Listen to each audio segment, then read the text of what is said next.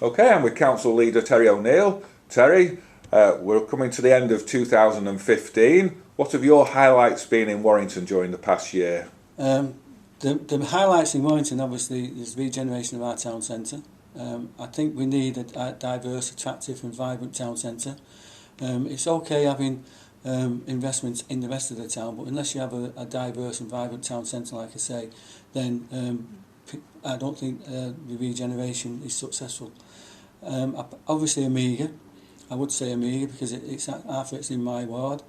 As I said, probably last year, 2 years ago, it was a disused airfield. Now we've got major investments in Amiga North.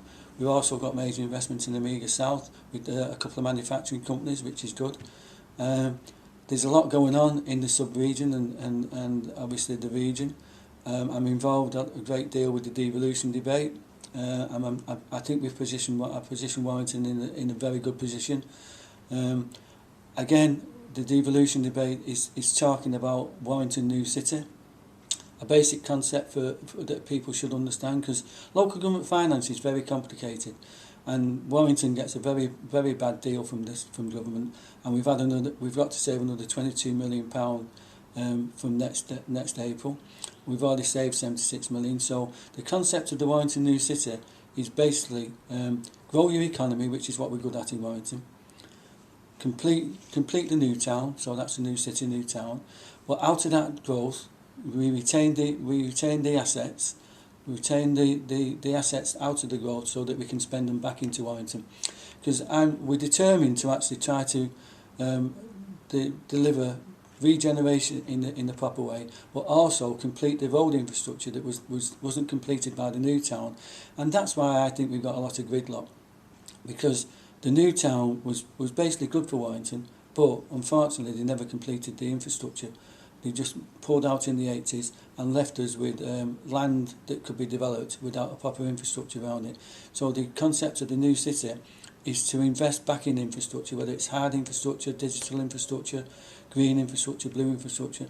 But we need to make sure that out of our growth we retain those assets to invest them back in the town. That's a simple message for the people of Warrington.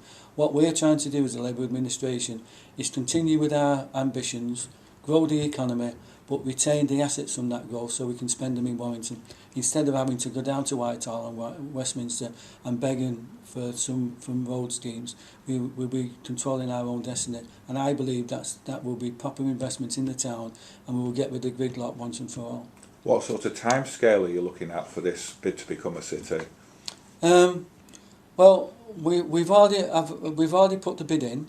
The bidding through the Cheshire and Warrington sub-region was Warrington New City for Warrington, Cheshire East had the Crewe High Growth City based on HS2, and Cheshire West and Chester had the D-Side Alliance, which is linking into North Wales and that D-Side economy. So we've put that bid in, and we're waiting for. We've had a conversation. We've continued to have a conversation with government, and officers are talking to Whitehall as we speak, actually. But I think what government's concentrating on is these city deals with elected mayors. What we need to understand is what we're getting back from government. What is the deal, and therefore what government structure do we need to put in place? And I prefer a combined authority which is based on the Economic Prosperity Board with 3 leaders, the chair of the LEP, and enhance that and have that as our devolved administration, rather than some another tier of government, which would mean an elected mayor, which would cost the taxpayers of Warrington and Cheshire more money. So is this something the people of Warrington can look forward to in the new year, in 2016? Could it happen that quickly? The conversation will continue into 2016. As you know, they've already announced Liverpool, Manchester, Sheffield and West Yorkshire around Leeds. But they've gone for an elected mayor model. I think the county areas, which is what obviously Cheshire and Warrington is, will have a different governance structure, and will be able to actually determine that hopefully in the new year.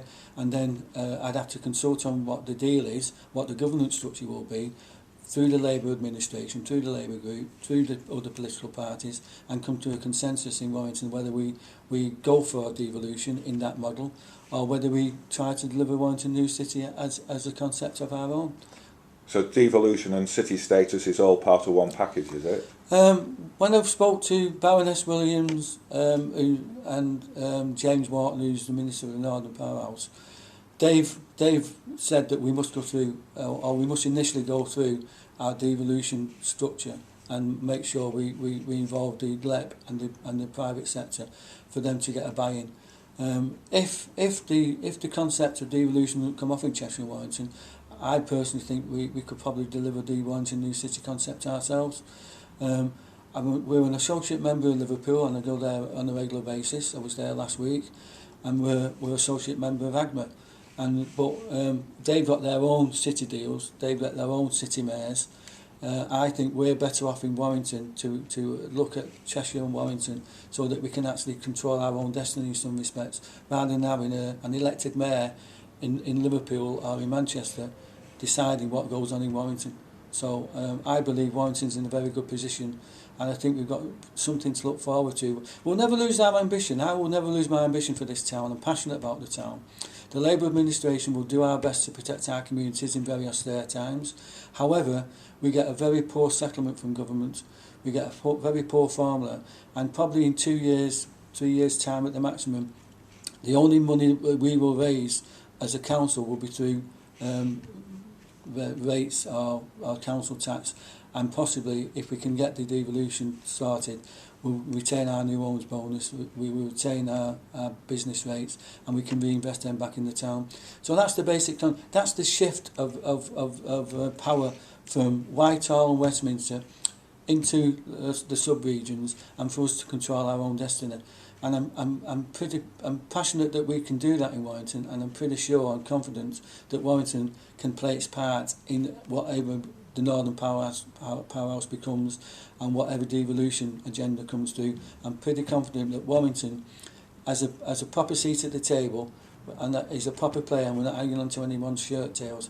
We're there to actually contribute to whatever is going on in the sub-region of the region or the north, and we've got our own particular story to tell. And you see city status will bring great financial benefits to Warrington? City status would bring massive benefits to Warrington. Because when I say most, we don't have to go through the rigmarole of trying to become a city again. I think Warrington, with over 200,000 population, is classed and is classed in any of the market supplements that come out as a city. So we don't have to basically go for city status. What I'm talking about is completing the new town, becoming a new city, a new town, and actually then delivering that growth in that new town and retaining the assets from that growth to spend back in Warrington. That's a simple philosophy I believe in. And then the people of Warrington we can say to the people of Warrington next May or in 4 years' time, whenever the elections are, we will do X, Y, Z because we can control our own destiny. And if we don't do it, vote us out. If we do it, then we'll obviously they can vote us in. At the moment, I'm complaining, and quite rightly I'm complaining, that I can't do what I want to in Warrington because of the settlement we get off government, off the formula we get, and the growth deals we have to bid for is decided in Westminster. I want us to decide our own growth agenda. I want us to decide our own deals, and I want us to decide our own investment so that we can invest in the town, proper investment to relieve the congestion and to complete the new town and new city, and actually with that growth and investment we will actually complete the infrastructure in the town, which is desperately needed. Okay, Terry, well hopefully all that will come off in the new year and it's something we can look forward to. Well, I'll certainly guarantee that I will work as hard as I can for Warrington and the people of Warrington to ensure that Warrington plays its part in this growth agenda.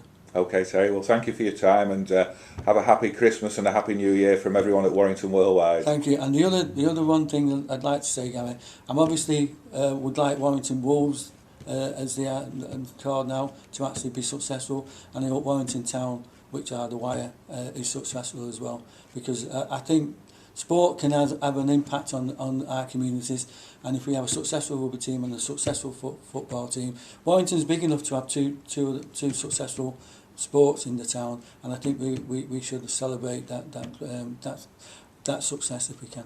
Okay, Terry, thanks for your time. Thanks, Gary.